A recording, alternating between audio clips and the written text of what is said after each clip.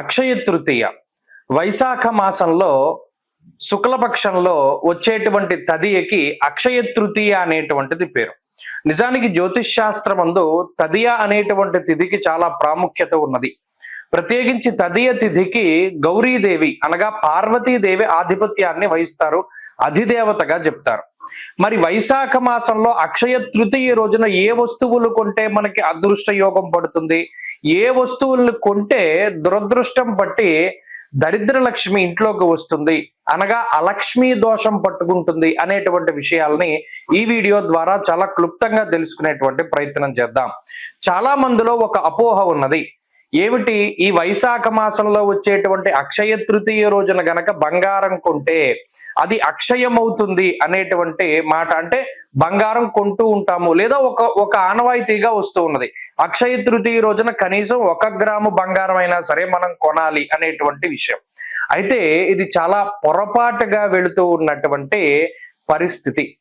మరి ఏంటంటే నిజానికి అక్షయ తృతీయకు ఉన్నటువంటి ప్రాముఖ్యత అంటే, మీరు గమనించండి, వైశాఖ మాసంలోనే ఎండలు చాలా ఎక్కువగా ఉండడాన్ని మనం గమనించవచ్చును. అలాగే వైశాఖ మాసం నుండే కొంత ఈ గ్రీష్మ ఋతువు, ఇక ఈ వైశాఖం పోతే గ్రీష్మ ఋతువు వస్తుంది కాబట్టి ఇది సంధికాలంలో ప్రత్యేకించి ఎండలు అప్పుడప్పుడే పెరుగుతూ ఉండేటువంటి పరిస్థితులు ఉంటాయి. అలాగే ఈ వైశాఖ శుద్ధ తృతీయ నాడే చందనోత్సవం చేస్తారు. ఎక్కడ? వరాహలక్ష్మీ నృసింహస్వామి దేవాలయం సింహాచలంలో స్వామివారికి చందనోత్సవం అంటే ఆ రోజే నిజరూప దర్శనాన్ని ఏర్పాటు చేసి మరలా చంద్రాన్ని పూస్తారు.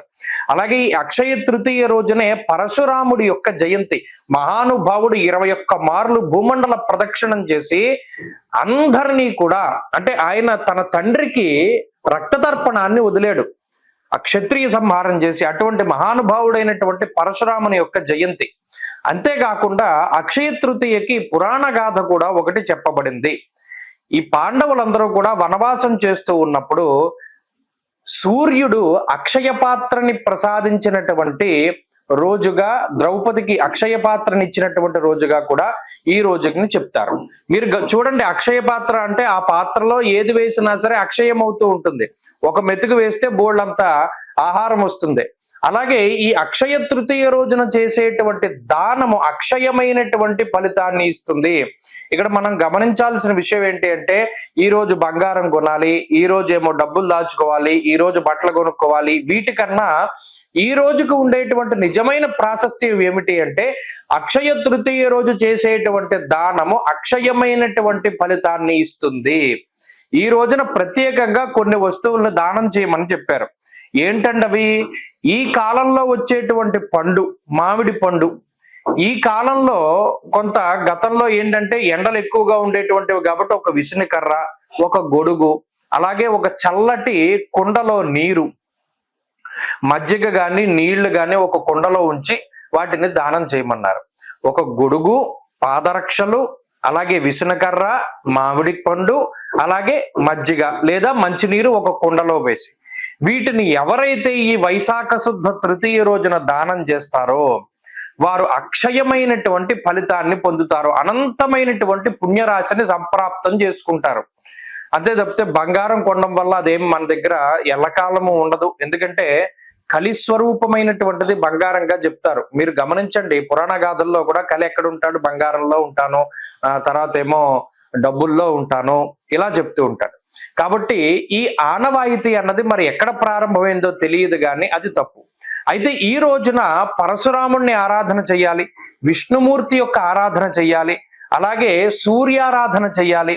ప్రత్యేకించి ద్రౌపదికి సూర్యుడు అక్షయ పాత్రనిచ్చినటువంటి విధానాన్ని మనం గుర్తుకు తెచ్చుకోవాలి. అలాగే ఈ రోజు చక్కగా వరాహలక్ష్మీ నృసింహస్వామి వారి యొక్క లక్ష్మీ నృసింహ కరావలంబ స్తోత్రాన్ని పారాయణం చెయ్యాలి. ఇవి నిజానికి అక్షయ తృతీయ రోజు చేయవలసినటువంటి పనులు. అయితే కొంతమంది నన్ను అడుగుతూ ఉంటారు, అక్షయ తృతీయ రోజున మరి ఏం కొనకూడదు, ఏం కొనచ్చండి అని. ఈ విషయం కూడా కొంతమంది అడుగుతూ ఉంటారు. కొనవలసినవి ఏంటి? మనకు అవసరం ఉన్నవి ప్రతిరోజు కొనుక్కుంటాం. ప్రత్యేకించి మన దగ్గర డబ్బులున్నా లేకపోయినా బంగారాన్ని కొనాలి అనేటువంటి ఆచారం అనేటువంటిది చాలా తప్పు. మన దగ్గర మనకి అవసరం ఉంటే కొనుక్కోండి, తప్పలేదు. అవసరం లేకపోతే కొనవలసినటువంటి ఇది లేదు. ఖచ్చితంగా చేయవలసిన పనులు ఏంటంటే ఇందాక నేను చెప్పాను, ఇలా లక్ష్మీదేవి ఆరాధన, విష్ణుమూర్తి ఆరాధన, లక్ష్మీ నృసింహ కరావలంబ స్తోత్ర పారాయణ, అలాగే గొడుగు, చెప్పులు, అలాగే చల్లటి మజ్జిగ, విసనకర్ర, మామిడి పండు, ఈ ఐదిటిని దానం చేయమన్నారు. ఇంకా సాధారణంగా తదియ రోజున చెయ్యకూడనటువంటి కొన్ని పనులు ఉన్నాయి. అవి ప్రత్యేకించి చెయ్యకూడదు. అంటే ఇనప వస్తువులు కొనుక్కోకూడదు. ఇనప వస్తువులు ఏవి కూడా తదియ రోజున కొనకూడదు. ఈ విషయాన్ని దృష్టిలో పెట్టుకుంటే వారు అక్షయ తృతీయ రోజున అది చేయకుండా ఉండి ఇవి చేసినా చాలు. అంతే తప్పితే ప్రత్యేకించి బంగారాన్ని కొనాలి అనేటువంటి మాట చాలా తప్పు. ఈ విషయాన్ని అందరూ కూడా గుర్తుపెట్టుకోండి. అక్షయ తృతీయకు ఉండేటువంటి ప్రాముఖ్యతను తెలుసుకోండి. స్వస్తి.